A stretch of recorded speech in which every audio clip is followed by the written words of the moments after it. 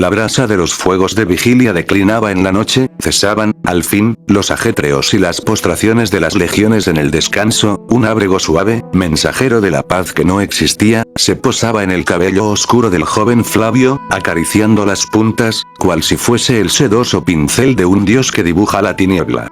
Agotado en el cuerpo y el espíritu, el mancebo escuchaba ahora la música hermosa de los insectos, que tejían su canto al unísono con la voz lejana de un poeta. El día había representado para el hijo del patricio una pesada carga, una fatiga que lo había doblegado en todos los sentidos del alma. Su progenitor lo había forjado para ser un hombre de valor indomable, virtutem, pues la vida en el campamento, lo sabía bien, era más feroz que cualquier retórica pulida en el mármol del sofista. Una reflexión acerada cruzó su mente, resonando con la voz de su sangre. Cuando mi hermano afirmaba que tu primer día te ahoga en el trabajo, no era mofa, ni burla vana. Por los dioses. Para ser un miembro de la estirpe de los Flavios, la torpeza que mostraba en el vivo ejercicio de las artes marciales era notable, casi un oprobio. Era tan extraño y fuera de lugar como si el mismísimo César osara entonar las bellísimas odas del flaco Horacio con la voz virginal de una huestal, o como si el estagirita Aristóteles descendiera de su púlpito para ser el comediante de las ideas de los vulgares bárbaros de alma. Con la mirada fija en el oscuro firmamento, Flavio se perdió en la contemplación de la perfección de aquellas obras divinas, esos lúmenes estelares que no conocían la traición ni el fango.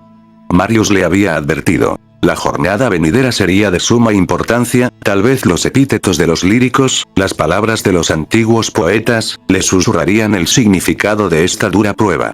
Fue su día. Pensó, y cerró los ojos, encomendándose al incierto mañana. El día siguiente fue la réplica exacta de las tareas de ayer. Las legiones, sobremanera preparadas, se alistaban con un entrenamiento más duro, donado por Marte. El patricio aseguraba con firmeza su lórica amata. Tras la tardanza de Marius, ambos soldados ajustaron sus cascos, y la hora de enfrentar a Lostes llegaría a su fin. Espero que hayas descansado, Flavio. Llamó la voz del hombre, Vitaliano, quien acababa de redimir las órdenes del Senado. Marius está con su centuria, no te preocupes. Es como la lírica que cae ante la Gladius, nadie que pasara en la Odisea, dijo, ofreciendo una sonrisa al legatus Vitaliano. Ingeniosa frase, muchacho. Para tu corta edad de legionario, demuestras tener labia y juicio ante un viejo legatus como yo, cuyo sino ya fue dictado por el destino y la batalla. Vitaliano, sin aguardar la respuesta del bisoño, ejecutó el ritual que precede a la masacre. Tomó el yelmo de bronce, oscuro por la pátina de la sangre y el tiempo, y lo ciñó con grave solemnidad sobre el rostro, que ya había contemplado demasiada derrota. Su voz se quebró, no por miedo, sino por la memoria de los años. Se dice que los britanos son fieros, más agresivos que las bestias del norte. Nuestro camino, Flavio, me lleva a buscar la paz en estas tierras. Allí donde la fortuna es ciega y las landas no distinguen mérito de la paz. Te dejo en este sitio, al amparo de la retaguardia. Nos volveremos a ver cuando esta rebelión de los britanos haya sido no solo sofocada, sino cuando el orden llegue a la provincia que tu padre conquistó. No tengo tiempo para estar contigo a solas, Flavio. Así, con paso firme, resonante de virtus, y con el peso de la historia sobre su coraza, el centurión Vitaliano se marchó de la presencia del joven Flavio, dejando tras de sí solo el silencio premonitorio y el aroma metálico del aire de Britania. El sendero del bosque resonaba con un canto macabro. No una melodía, sino el eco pomposo del metal que, forjado en Roma, anticipaba el infortunio en rostros ajenos. Entonces Marius instruyó, su voz curtida apenas superando el estruendo de la marcha. Quédate con los auxiliares, por el momento. La orden no era un desaire, sino la más alta de las consideraciones. Marius, soldado de palabra inquebrantable, protegía al joven. La columna prosiguió, y los pasos se confundían con el sordo rumor de los equites, sus jinetes captando las órdenes de Vitaliano que volaban de boca en boca, mientras, en la oscuridad, los mensajeros britanos guiaban con la punta de los dedos hacia el Sacro Oppidum, el hogar ancestral del rey celta. A cada paso, el eco del arte de la guerra se hacía más cercano, augurando los cantos de tu propia muerte. Las pisadas de los caminantes enemigos se acortaban sobre su posición. Marius, al percibir la inminencia, ordenó que la corte se moviera de inmediato a la posición de guardia.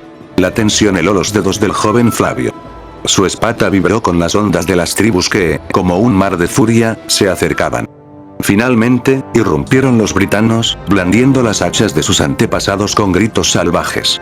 Un corcel auxiliar se encabritó, sintiendo el peligro más allá de la razón, solo contenido por el atronador grito de Vitaliano. Bárbaros en formación. Abrid filas. El estrecho espacio del sendero, sofocado por los lodos de los bosques de Britania, obligaba a la legión a luchar cuerpo a cuerpo. Pero Flavio, dotado de la velocidad y el ingenio que no envidiarían al mismo Ulises, reaccionó. Ferrosas estocadas contra el escutún forzaron la onda del golpe y la retirada, los auxiliares cercaron a los bárbaros buscando la semper victoria, mientras Flavio, a lomos de su corcel, rompía la obstinación de la legión para ganar espacio vital. Al instante, Vitaliano dio la orden irrevocable: el lanzamiento de los pilum. El furor de su pater Marte no bromeaba. El fulgor de las batallas épicas se cumplía en aquel paraje. Bajo el mando de Marius, la legión avanzó con la disciplina inquebrantable de hombres guiados por la férrea voluntad de Marte y la devoción de Oesta. Los britanos caían, no como héroes inmortales, sino como las gotas del vino libado en vano a los dioses olvidados. Cada muerte apenas causaba mella en el bronce inexpugnable de las legiones, las horas, pesadas como el oro que se mide al final de un tributo, se consumían en el ocaso narrado por el hado, más que por las musas. La emboscada, pobremente concebida, se precipitó hacia la desgracia ineludible de un pueblo acosado por su propia furia. Muchos, al atisbar la derrota, buscaron la salvación en la huida del castigo romano. La sangre moribunda se vertía sin el honor que reviste a un guerrero, mientras los últimos rayos de luz se abrían paso en la penumbra sepulcral de aquellos oscuros bosques, que eran ahora bosques de la muerte. La última estrofa de la refriega cayó en las manos del centurión Marius. Su gladius, sediento de némesis, hendía la fina piel de los britanos, cuya virilidad solo les valía para la guerra sucia entre los árboles. El campo de batalla quedó en un silencio desolado. La legión se alzó triunfante, inmaculada. Flavio, el joven legado, desmontó de su caballo, el noble animal ajeno a la inminencia de su primera verdadera batalla. En la distancia, Vitaliano escrutaba el suelo en busca de algún britano superviviente, alguna evidencia que delatara el origen de la ofensiva. ¿Era Boudica, la reina, o la estrategia había sido dictada por un jefe menor, tan imprudente como audaz? Mientras tanto, Marius, cuyo temperamento se había forjado en la venganza, observaba los rastros de la masacre. El recuerdo de su familia, atacada unos días atrás, se mantenía preciso como un dardo en el alma. Su presencia en ese lugar solo obedecía al sacrificio a la némesis que exigía su corazón. Los britanos de ahora eran apenas moscas ante la disciplina de sus hombres, aunque la duda, cual veneno sutil, le hacía meditar sobre el peso de su propia posición. Pensó en la posible traición de los auxiliares. No, se dijo. Los galos e hispanos son, en esencia, leales a Roma. No obstante, las órdenes directas del Senado y de Vitaliano le impedían cualquier recelo público. Giró su vista para examinar al joven Flavio, notando las manchas de sangre en la armadura del vástago. Pese a su juventud y a ser su primer combate real, Marius lo juzgó digno. Hijo de Vespasiano, Flavio sin duda honraba las enseñanzas de un legatus que había vivido las batallas de Claudio. Nerón, sumido en sus caprichos, se negaba a ver un potencial tan evidente. Desde lejos, Vitaliano le dedicó al joven una sonrisa de aprobación tácita. A menudo, los hijos de senadores y patricios son cobardes, reflexionó el veterano, pese a ser él mismo un patricio. Pero en el muchacho que le había dado su mano, vislumbraba el temple de un líder novato en su misión. El filósofo se acercó a Marius con pasos que sonaban firmes contra la tierra ensangrentada. Los demás legionarios, disciplinados, iniciaban la revisión del perímetro, alertas a una nueva emboscada.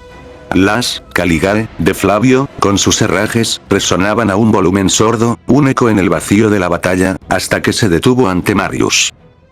No cederán en su ímpetu, prepárate, pues esto es solo el exordio para un asedio que será largo. Vayamos al refugio, le dijo, brindándole una sonrisa cómplice al zagal. Flavio retuvo el impulso de replicar con el cincelado artificio que sus preceptores de Atenas habían labrado en su lengua. No era el momento para el oropel de la retórica. Por una vez, la verdad desnuda de la acción superaba la sombra del argumento. A Marius no le ofreció un discurso, sino la franqueza de una sonrisa sin velos, un breve asentimiento de la virtus reconocida. La misma serena quietud, que nutría sus meditaciones estoicas guió sus pasos detrás del centurión. Si el desafío de la legión se redujera a la noble geometría del combate singular, cuerpo a cuerpo, donde la valentía era la única medida, él lo abrazaría. Pero su intelecto se rebelaba ante la imagen de las máquinas monstruosas de asedio, esas gárgolas de madera y hierro concebidas para demoler no solo muros de piedra, sino la propia esperanza bárbara. Una destrucción que no era coraje, sino cálculo implacable. La guerra que le narraron su padre y su hermano, altos dioses tutelares de las águilas romanas, era una epopeya de gloria y linaje. Nunca le describieron esta fría dialéctica de la masacre. Sin embargo, una sentencia atávica se había grabado en el tabernáculo de su mente, un pilar de su fe en Roma. Flavio sintió el impulso de aferrarse a la máxima que, como un áureo broquel, resguardaba su fe en el orden. La caída de la hilera no es sino la expresión primera del ímpetu de la legión. El pensamiento era la justificación geométrica de la masacre.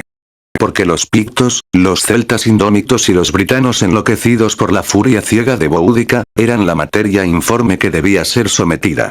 No doblegarían el factum trazado por Júpiter y Augusto, no, aunque la cólera de Juno lograra que todos los dioses del vasto Olimpo descendieran de sus etéreas moradas para sostener sus escudos trenzados, el logos lo dictaba. La civilización debía prevalecer sobre el caos. Y, sin embargo, la duda era una tenaza fría que se cerraba sobre su razón. ¿Acaso la república necesita únicamente de manos curtidas en la espada, y no de una mente que discierna la justicia de la valentía?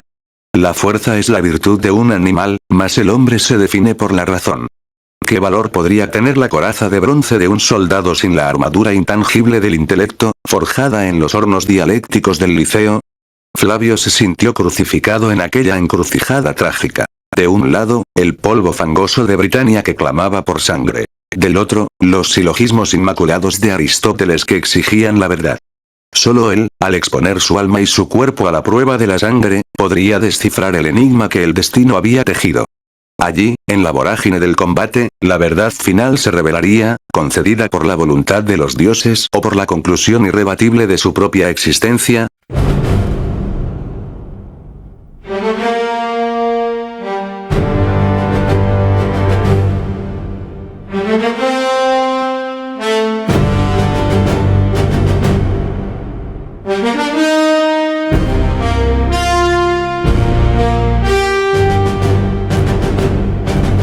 Bajo el sol de Eterna,